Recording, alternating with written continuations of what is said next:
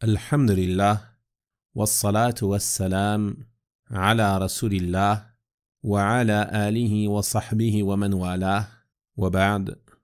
Chers frères et sœurs, dans l'assise d'aujourd'hui, nous allons parler d'une question très importante et très utile pour l'ensemble des musulmans et des musulmanes et qui concerne les voies par lesquelles le diable tente de faire dévier le serviteur. Comme vous le savez, Allah subhanahu wa ta'ala nous a avertis contre le danger du suivi du diable. Il nous a interdit de suivre ses pas et nous a clairement informé qu'il est pour nous un ennemi déclaré. Et ce car le diable, lorsqu'il s'est fait exclure du paradis en raison de son orgueil et de son insoumission et de son refus de se prosterner comme Allah subhanahu wa ta'ala le lui avait ordonné, il demanda à Allah subhanahu wa ta'ala de lui accorder un délai. Et lorsqu'Allah subhanahu wa ta'ala l'informa que ce délai lui fut accordé, il dit alors « Fabima aghwaytani la aq'udanna lahum sirataka al-mustaqim » Puisque tu m'as mis en erreur, je m'assoirai pour eux sur ton droit chemin. C'est-à-dire que je ferai tout mon possible pour écarter les gens du suivi de ton droit chemin. ثُمَّ لَآتِيَنَّهُمْ مِنْ بَيْنِ أَيْدِيهِمْ وَمِنْ خَلْفِهِمْ وَعَنْ أَيْمَانِهِمْ وَعَنْ شَمَائِلِهِمْ Puis je les assaillerai de devant, de derrière, de leur droite et de leur gauche. C'est-à-dire que je m'attaquerai à eux par tous les moyens possibles et toutes les voies. Et ce car son objectif est d'égarer les enfants d'Adam. Donc il s'est engagé à avoir recours pour cela à tous les moyens possibles. Puis il dit « Wala tajidu aktharahum shakirin » Et pour la plupart, tu ne les trouveras pas reconnaissants. En effet, la reconnaissance envers Allah subhanahu wa ta'ala fait partie du suivi du droit chemin. Et le diable a pour objectif de te détourner de cela, de te détourner de la reconnaissance envers Allah subhanahu wa ta'ala et du suivi du droit chemin qui mène à Allah subhanahu wa ta'ala. إنما يدعو حزبه ليكونوا من أصحاب السعير. Et il ne fait qu'appeler son parti afin qu'ils soient des gens de la fournaise. Donc une fois que tu sais cela, tu dois être sur tes gardes. Car tu sais que tu as un ennemi qui est aux aguets, qui attend le moindre moment de faiblesse, le moindre moment d'insouciance, le moindre faux pas pour te détourner de cette voie qui te mène à Allah subhanahu wa ta'ala. Et l'imam Ibn al-Qayyim rahimahullah ta'ala a mentionné dans certains de ses livres que le shaytan, son mal est si grand qu'il ne peut être cerné. Car tout mal, tout méfait, toute nuisance qui se produit dans ce bas monde, le diable en est la cause. Mais il a un objectif qui est l'objectif suprême, qui est d'égarer le serviteur et de faire tomber dans le polythéisme ou la mécréance, afin qu'il fasse partie de son groupe et qu'ils soient des gens de la fournaise. Et il ne laisse pas l'enfant d'Adam jusqu'à le faire tomber dans l'un des pièges suivants. Le premier, le plus grand, et qui est son objectif le plus important, est de faire tomber l'enfant d'Adam dans la mécréance et le polythéisme. C'est cela son objectif. Il appelle son parti à être des gens de la fournaise. C'est cela qu'il veut, te mener au feu avec lui. Donc il va te pousser à tomber dans la mécréance, tomber dans le polythéisme, tomber dans toute forme d'animosité et d'hostilité envers Allah subhanahu wa ta'ala et envers son messager sallallahu alayhi wa sallam, afin de te faire sortir de la religion. Et pour ce faire, il va user de différentes ruses pour pousser les gens à tomber dans le shirk, comme il l'a fait avec le peuple de Nuh alayhi salam. Lorsque des serviteurs vertueux sont morts parmi eux, il est alors venu à eux et leur a suggéré de faire des statues à leur effigie afin de se rappeler d'eux et de se rappeler de leur piété. Regardez, il vient en se présentant comme un bon conseiller. Puis lorsque cette génération s'est éteinte, que la science a été oubliée, il est revenu et a suggéré à la nouvelle génération que leurs ancêtres adoraient ces statues, alors adorez-les. Et c'est ainsi que le polythéisme est apparu sur terre. Donc le diable, il va te pousser à tout ce qui peut te faire sortir de la religion. Il peut te pousser à te lamenter et à t'opposer au décret d'Allah. Il peut te pousser à désespérer de la miséricorde d'Allah, afin de corrompre ta relation avec ton Seigneur. Il peut te pousser au délaissement de la prière. Il peut te pousser à prendre en raillerie certains ordres religieux, à rire de blagues au sujet d'Allah, de son prophète sallallahu alayhi wa sallam, du Coran, des blagues sur le paradis ou l'enfer et ainsi de suite. Tout ceci fait partie des pièges du diable pour te faire tomber dans le kufr ou dans le shirk, dans la mécréance ou dans le polythéisme. Et tu vas te préserver de cela en apprenant ta croyance, en apprenant la croyance authentique, en apprenant à vénérer Allah subhanahu wa ta'ala comme il se doit, en connaissant ses noms et ses attributs, et en concrétisant l'unicité dans ses différentes catégories. Et plus tu vas connaître Allah, plus tu auras une foi forte, plus ta connaissance de la croyance, du tawhid et de la croyance authentique de manière générale va augmenter, plus tu seras en mesure de faire face à ces ruses du diable et tu pourras, incha'Allah ta'ala, t'en préserver. Et si tu arrives à échapper à cela, ne pense pas que le diable va t'abandonner. Il va passer ensuite à un autre objectif moindre que le premier, qui est de te faire tomber dans l'innovation. Te faire croire qu'une chose fait partie de la religion alors qu'elle n'a été ordonnée ni dans le Coran ni dans la Sunna. Il va te pousser à vouer le culte à Allah subhanahu wa ta'ala par une chose nouvelle qui n'a pas été ordonnée ni approuvée par le messager d'Allah sallallahu alayhi wa sallam. Et celui qui agit ainsi, ses œuvres sont rejetées. En effet, le prophète sallallahu alayhi wa sallam a dit dans le hadith, celui qui fait une chose que nous n'avons pas ordonnée, c'est-à-dire en religion, alors ceci sera rejeté. Ceci sera rejeté, ceci ne sera pas accepté par Allah subhanahu wa ta'ala. Et Allah subhanahu wa ta'ala dit dans son noble livre, قُلْ هَلْ نُنَبِّئُكُمْ بِالْأَخْسَرِينَ أَعْمَالًا. Dis, voulez-vous que nous vous apprenions lesquels sont les plus grands perdants en œuvre? الَّذِينَ ضَلَّ سَعْيُهُمْ فِي الْحَيَاةِ الدُّنْيَا وَهُمْ يَحْسَبُونَ أَنَّهُمْ يُحْسِنُونَ صُنْعًا. Ceux dont l'effort dans la vie présente s'est égaré alors qu'ils s'imaginent faire le bien. Telle est la situation de toute personne qui a emprunté une voie innovée en religion. Il s'imagine faire le bien et ses efforts sont perdus. Peut-être qu'il passe ses journées à mettre en pratique une adoration et cette adoration est rejetée. Pourquoi? Parce que pour être acceptée, l'adoration doit être conforme à ce qu'a légiféré notre messager sallallahu alayhi wa sallam. Donc celui-ci a suivi les pas du diable. Et le diable l'a fait tomber dans une voie innovée contraire à celle du messager sallallahu alayhi wa sallam, en lui embellissant les innovations, en leur donnant des jolis noms, en leur donnant une belle apparence, en donnant une bonne image de ceux qui les commettent et ceux qui y appellent. Parmi les prédicateurs et les imams qui appellent à l'égarement et à l'innovation. Il va enjoliver leur image aux yeux des gens, car ceux-là font en réalité partie des soldats du diable, en appelant à une voie contraire à celle du messager sallallahu alayhi wa sallam. Et ne pensez pas que la simple intention sincère suffit pour être sauvé de cela, car ceci également est un piège du diable. Il fait penser aux gens que, sous prétexte qu'ils sont sincères et qu'ils ne veulent que le bien, alors il n'y a pas de mal dans leurs actes. Non.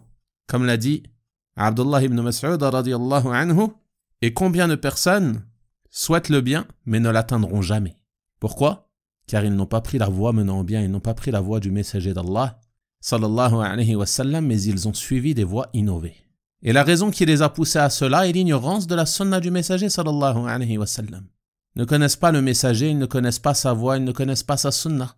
Par conséquent, ils s'écartent de cela et tombent dans des choses innovées. Donc pour te préserver de cette ruse du diable et de ce piège, il te convient d'apprendre la sunna. D'apprendre ce sur quoi était le messager d'Allah sallallahu alayhi wa sallam ainsi que ses compagnons radiyallahu anhum, afin de ne pas tomber dans l'innovation. Et si tu réussis à faire cela, que tu te cramponnes fermement à la voie du messager d'Allah sallallahu alayhi wa sallam, ne pense toujours pas que tu as échappé au diable, car il va passer avec toi à un autre objectif, qui est de te faire tomber dans les grands péchés, les péchés majeurs. Il va les embellir à tes yeux. Il va te pousser à avoir un penchant pour ces péchés. Il va te tromper en te laissant penser que, de toute façon, tu es un Seigneur pardonneur et que tu peux commettre les péchés puis te repentir. Ou alors, il va te dire de toute façon, tu es monothéiste, tu entreras au paradis. Nul gêne à toi. Commets ce péché. Commets ce péché. Aucun péché n'est nuisible tant que tu es monothéiste. Tous les muwahhidines entreront au paradis. Si tu es muwahhid, tu entreras au paradis. C'est ainsi que le diable suggère aux gens de commettre des péchés. Il va te faire avoir du dédain.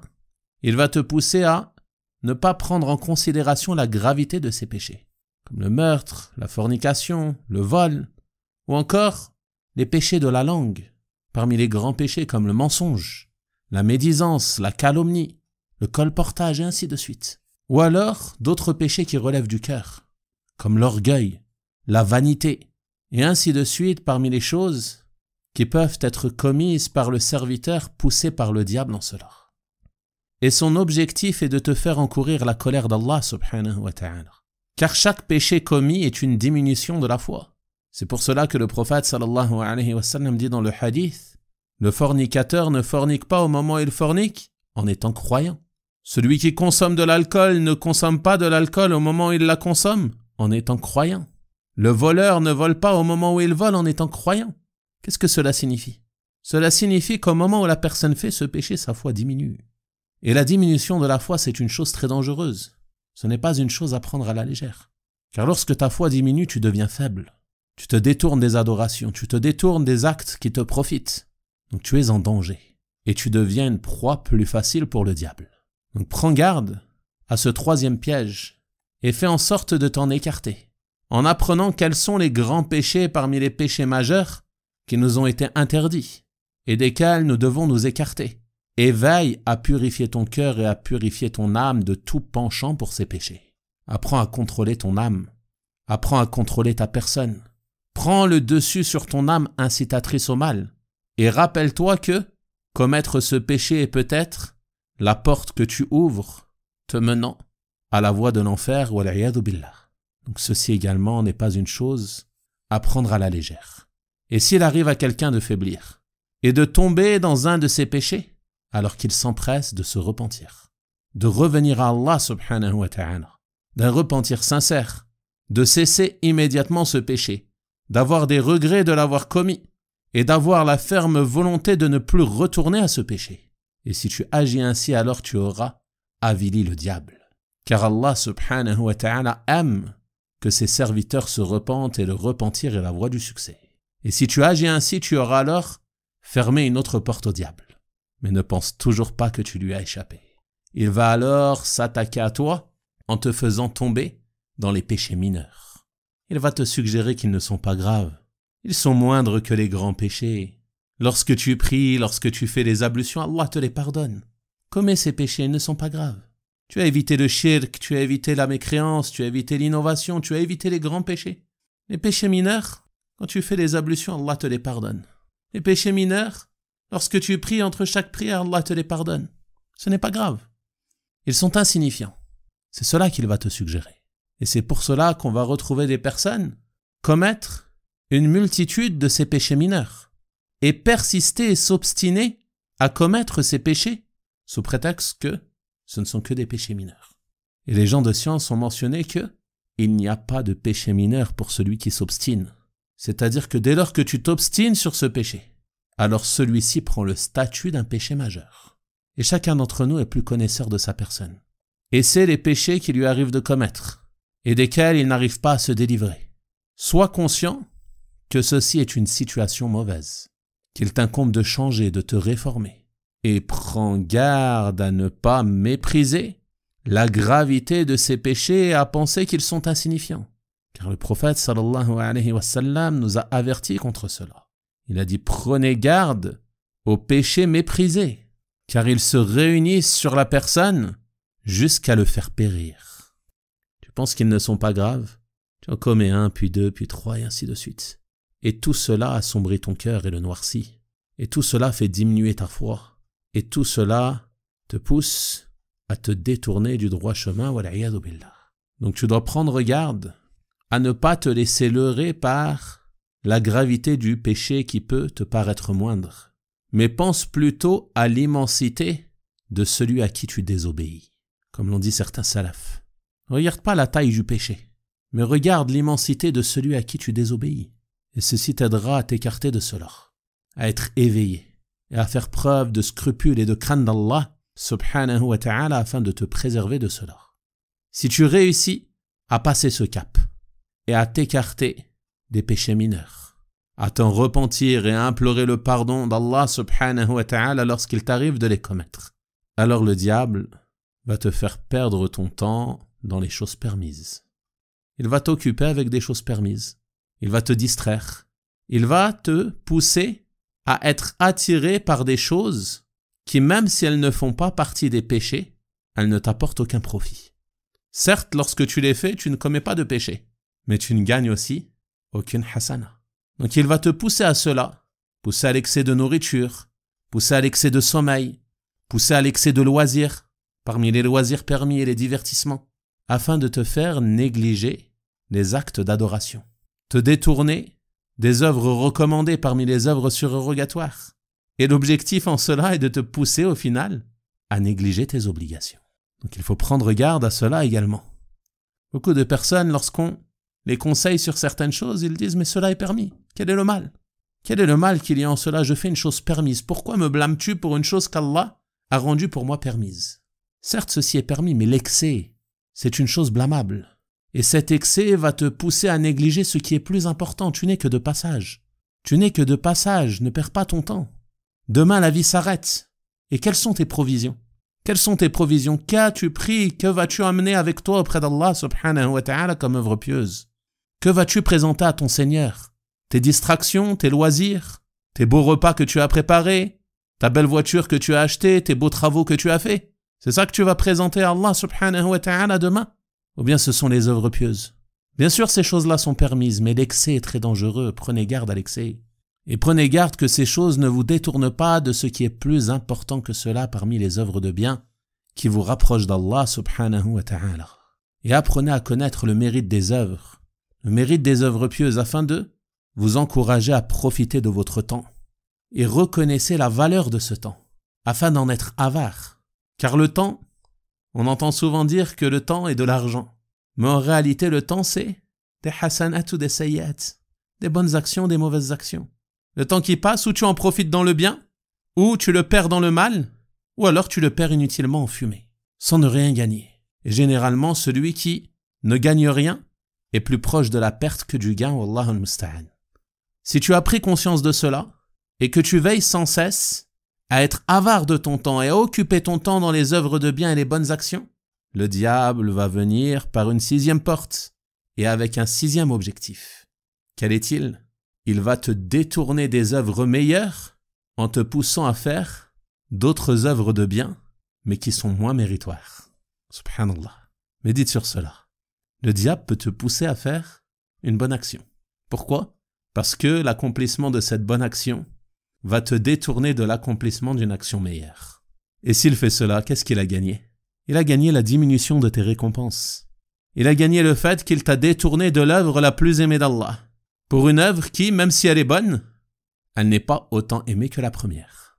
Donc tu vois que ces ruses sont nombreuses et qu'il t'assaille de tous côtés et que tu dois être attentif à cela et t'armer de science afin de pouvoir résister. Car celui qui a la science, il saura quelles sont les œuvres méritoires. Qu'est-ce qu'il doit accomplir et quand il doit l'accomplir et comment il doit l'accomplir. Et il saura toujours donner la priorité à ce qui est le plus important. Contrairement à celui qui ignore, qui ne sait pas ce qu'il fait, qui ne sait pas comment agir, ni quand agir, et qui parfois pense faire le bien, alors qu'en réalité, il se prive de nombreux mérites. Wallahu al-musta'an. Donc si tu apprends la science, tu pourras résister et faire face au diable, bi'idhnillahi ta'ala, dans ses 6 objectifs. Et si tu réussis à faire cela, que tu échappes à son piège et à ses ruses dans ces 6 domaines, alors il réunira ses troupes contre toi, afin qu'ils te nuisent, et qu'ils te causent du tort, et qu'ils te causent préjudice. Tout cela afin de t'affaiblir. Et c'est pour cela que tu verras que les serviteurs pieux et vertueux, à commencer par les prophètes et les messagers, alayhimus salatu wassalam, avaient tous des ennemis qui s'opposaient à eux. Allah subhanahu wa ta'ala dit à ce sujet وَكَذَلِكَ جَعَلْنَا لِكُلِّ نَبِيٍّ عَدُوًّا مِنَ الْمُجْرِمِينَ. Et c'est ainsi que nous fîmes à chaque prophète un ennemi parmi les criminels. وَكَفَى بِرَبِّكَ هَادِيًا وَنَصِيرًا. Mais ton Seigneur suffit comme guide et comme soutien. Donc tous les prophètes ont eu des gens qui s'opposaient à eux, qui s'opposaient à leur appel, qui s'opposaient à leur message. Et il en est de même pour les suiveurs des prophètes et des messagers, alayhimus salatu wassalam, contre qui le diable ameute ses troupes afin de leur causer du tort, en propageant des dénigrements sur eux, des paroles mensongères à leur encontre, afin de leur nuire et de les attrister et les affaiblir. Et plus le serviteur vertueux fera des efforts pour augmenter en vertu, pour augmenter en droiture, pour augmenter sa foi et se préserver, pour appeler à Allah et se soumettre aux ordres d'Allah, plus les efforts des alliés du diable seront nombreux pour s'attaquer à lui, l'affaiblir et mener toutes sortes de luttes et de batailles afin de le détourner de cette voie et de ce chemin. Et on demande à Allah subhanahu wa ta'ala de nous assister et de nous accorder son soutien afin de nous préserver des ruses du diable et de ses pièges, car certes, le secours et le soutien ne s'obtiennent que par la permission d'Allah subhanahu wa ta'ala. C'est donc auprès de lui que nous cherchons refuge et c'est de lui que nous implorons l'aide afin de rester droit sur ce chemin menant à son agrément et son paradis. Wa sallallahu wa sallama wa baraka ala nabiyyina Muhammad wa ala alihi wa sahabatihi ajma'in walhamdulillahi rabbil alamin.